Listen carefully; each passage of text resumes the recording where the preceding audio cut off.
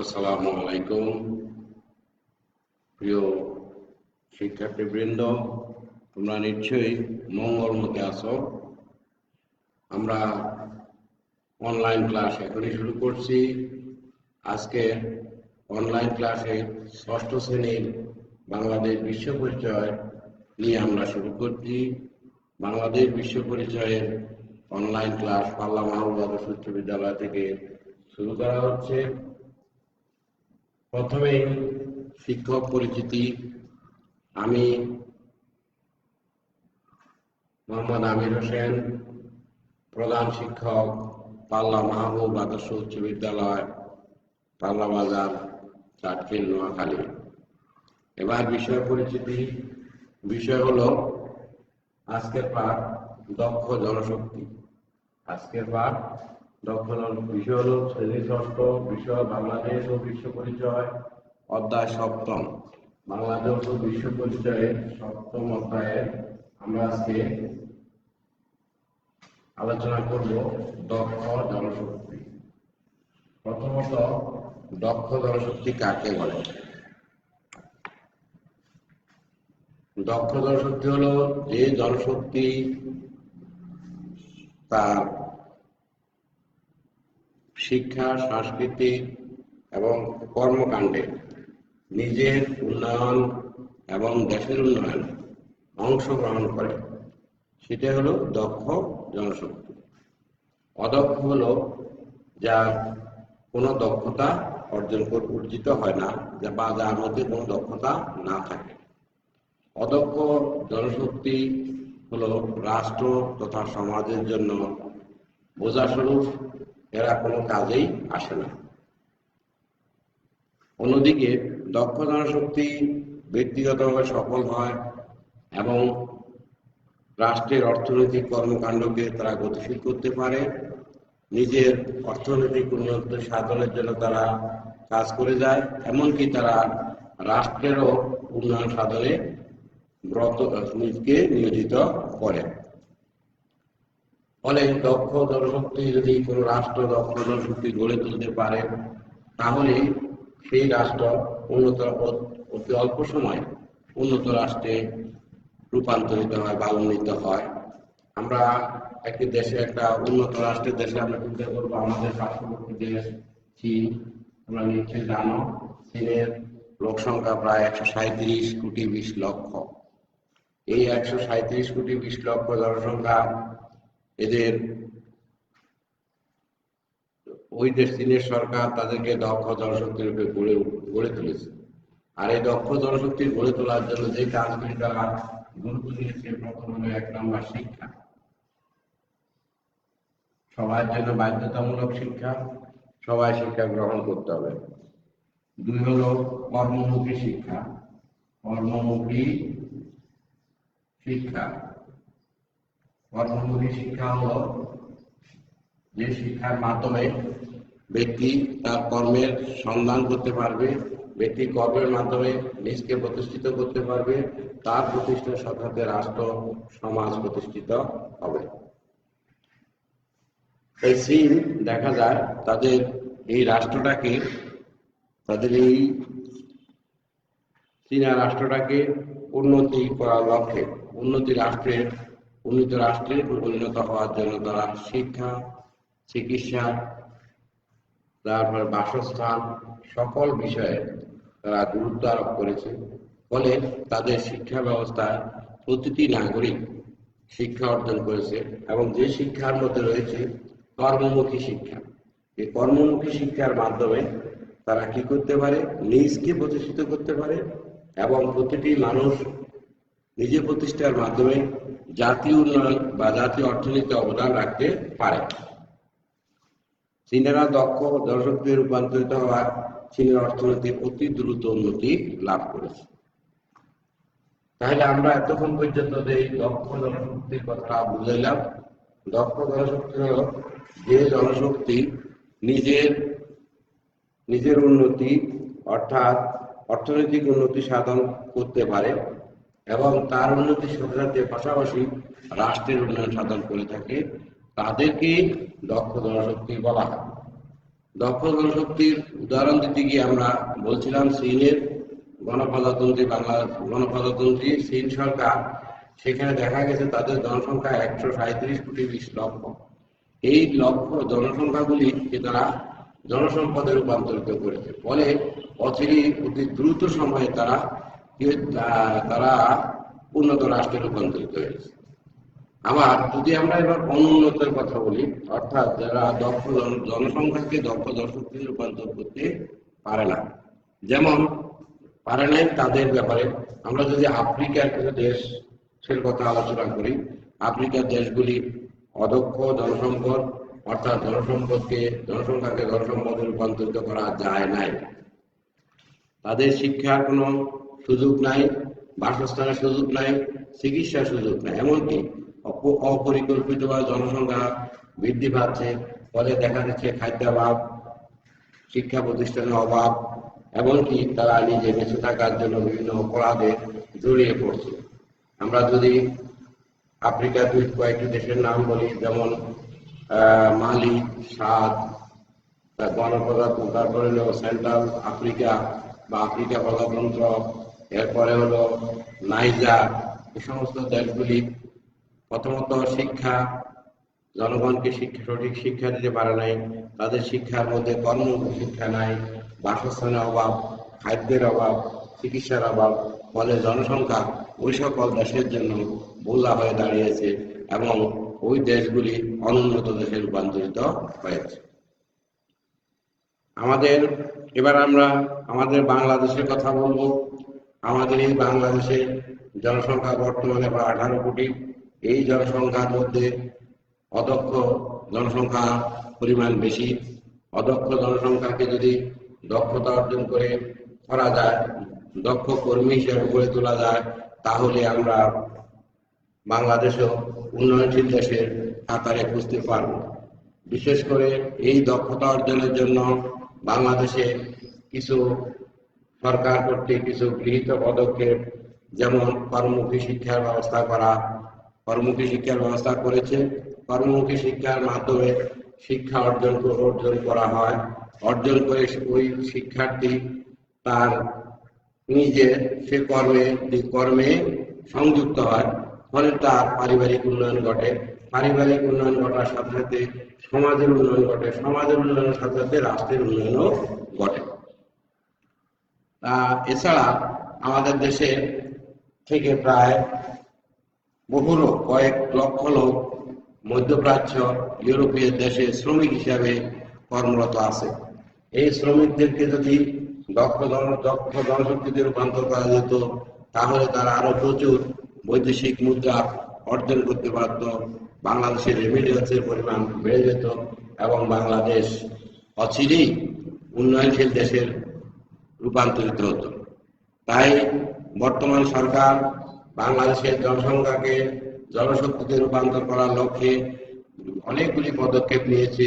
এই পদক্ষেপের মাধ্যমে জনসংখ্যা আস্তে আস্তে জনসম্পদে রূপান্তরিত হচ্ছে। আশা করা যাচ্ছে আগামী কয়েক বছরের মধ্যে বাংলাদেশ উন্নয়নশীল দেশের কাতারে গিয়ে পৌঁছবে। প্রিয় শিক্ষার্থীবৃন্দ, এই দক্ষ জনশক্তি গড়ে তোলার জন্য আমাদের যে কাজ রাষ্ট্রের যে কাজগুলি করতে হবে, প্রথমত তাদের জন্য সবার জন্য বাধ্যতামূলক প্রাথমিক শিক্ষা ব্যবস্থা বাধ্যতামূলক করতে হবে। এই বাধ্যতামূলক শিক্ষার মাধ্যমে শুধুমাত্র পুঁথিগত শিক্ষা বা ব্যবহার না করে যারা শিক্ষায় দুর্বল, অনগ্রসর, তাদেরকে কর্মমুখী শিক্ষার ব্যবস্থা করতে হবে। কর্মমুখী শিক্ষা যেমন মৎস্য চাষ, হাঁস মুরগি পালন, তারপরে তোমার পশুপালন, এরকম আরো অনেক আছে, সেলাইয়ের কাজ। এই কাজগুলি যদি শেখানো যায় শিক্ষার মাধ্যমে, তাহলে সে দক্ষ কর্মী হিসেবে নিজেকে প্রতিষ্ঠিত করতে পারবে।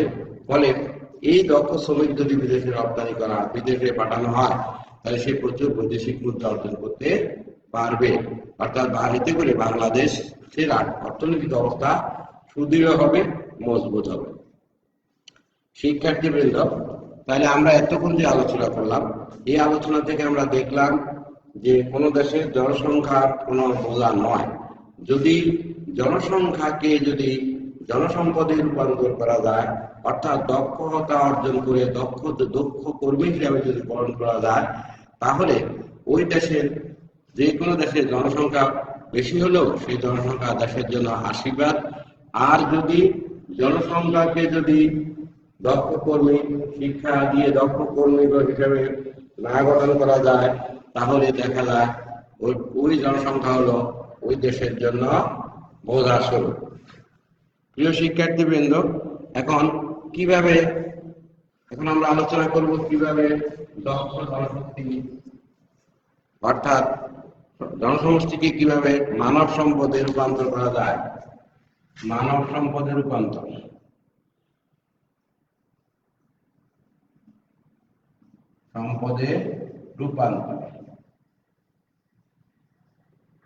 আমরা এখন দেখব জনশক্তিকে কিভাবে মানব সম্পদে রূপান্তর করতে হবে। প্রথমত সবার জন্য 1 নম্বর থাকবে বাধ্যতামূলক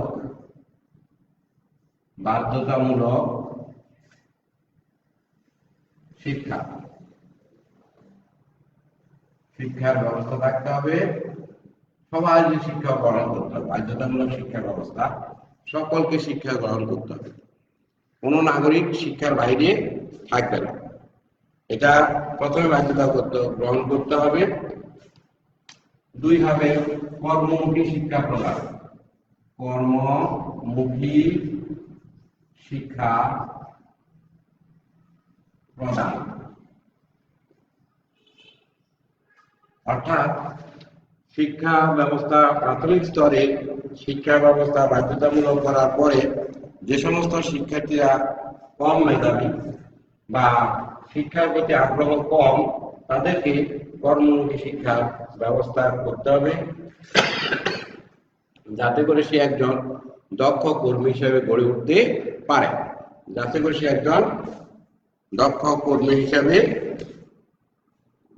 পারে। 3, প্রযুক্তিগত শিক্ষা।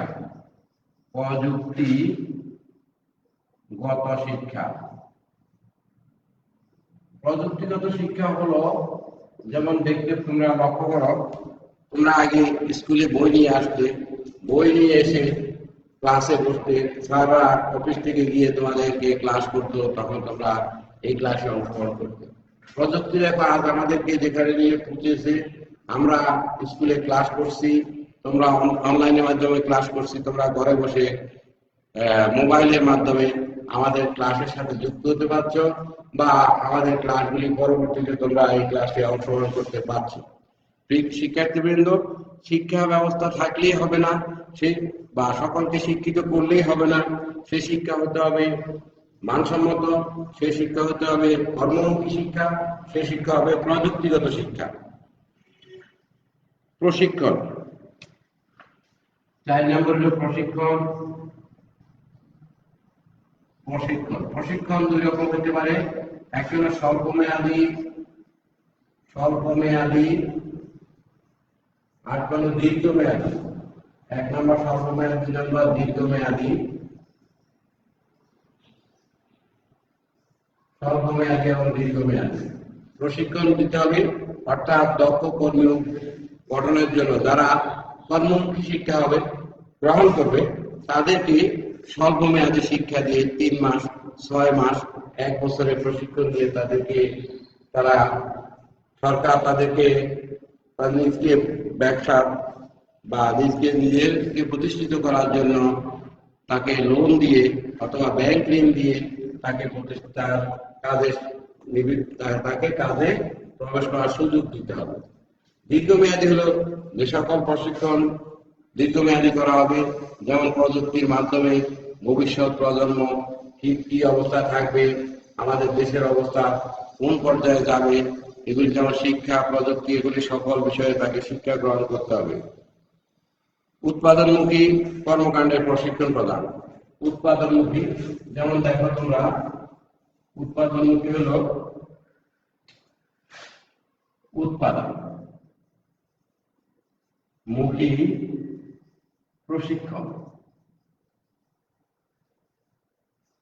এই বিষয়ে আলোচনা পূর্বেই বলতে হচ্ছে, আমাদের বর্তমান মহামারী করোনা ভাইরাসের কারণে আজকে দীর্ঘ 7 মাস শ্রেণী কার্যক্রম থেকে শুরু করে বাংলাদেশের সব অনেক কিছুই বন্ধ ছিল।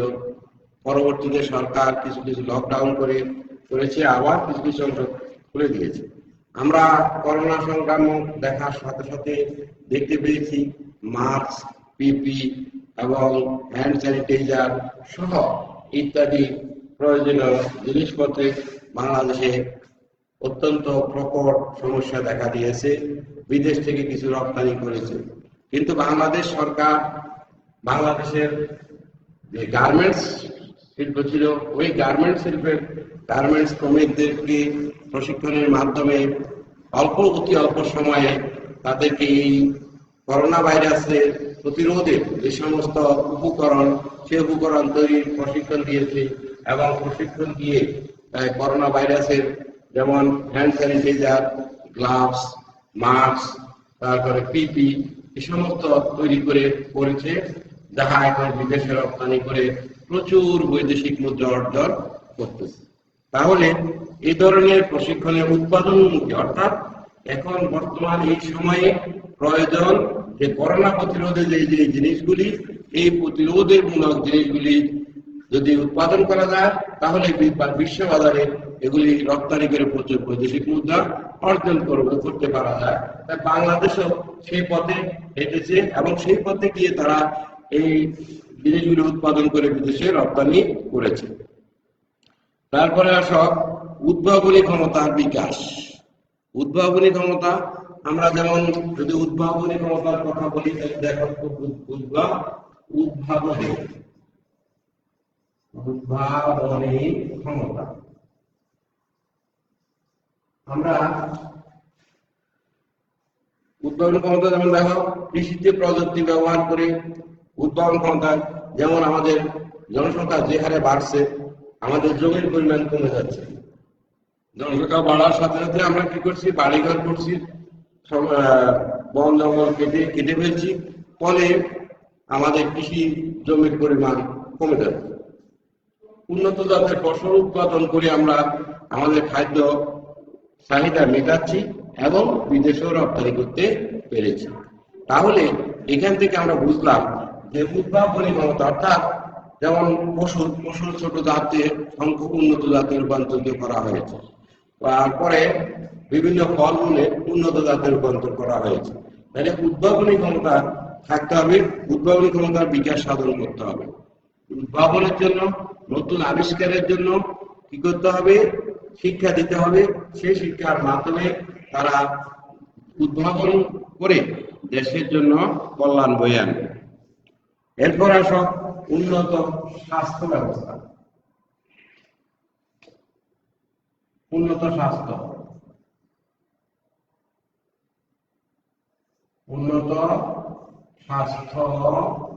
ব্যবস্থা। উন্নত স্বাস্থ্য ব্যবস্থা হলো, দেখো আমাদের দেশে প্রাথমিক পর্যায়ে করোনা সংক্রমণ দেখা দেওয়ার কারণে আমাদের চিকিৎসা ব্যবস্থায় অনেক জটিলতা দেখা দিয়েছে। পরবর্তীতে বাংলাদেশ বিভিন্ন করোনা হাসপাতাল তৈরি করে ডাক্তারদেরকে প্রশিক্ষণ দিয়ে খুব সুন্দরভাবে করোনা প্রতিরোধ, করোনা মোকাবিলায় কাজ করছে, যা এখনো করে আসছে। ফলে আমাদের দেশে করোনার মৃত্যুর হার কম।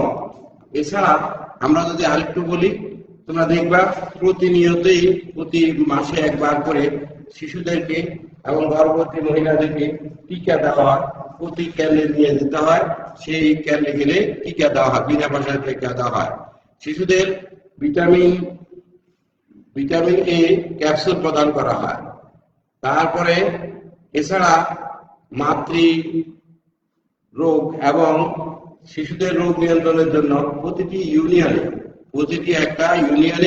ইউনিয়ন কমিউনিটি ক্লিনিকও প্রতিষ্ঠা করা, ইউনিয়ন কমিউনিটি ক্লিনিকও প্রতিষ্ঠা করে সেখানে ডাক্তার দেওয়া, যাতে করে জনগণ অতি দ্রুত অল্প সময়ের মধ্যে সেই ক্লিনিকে গেলে চিকিৎসা গ্রহণ করতে পারে।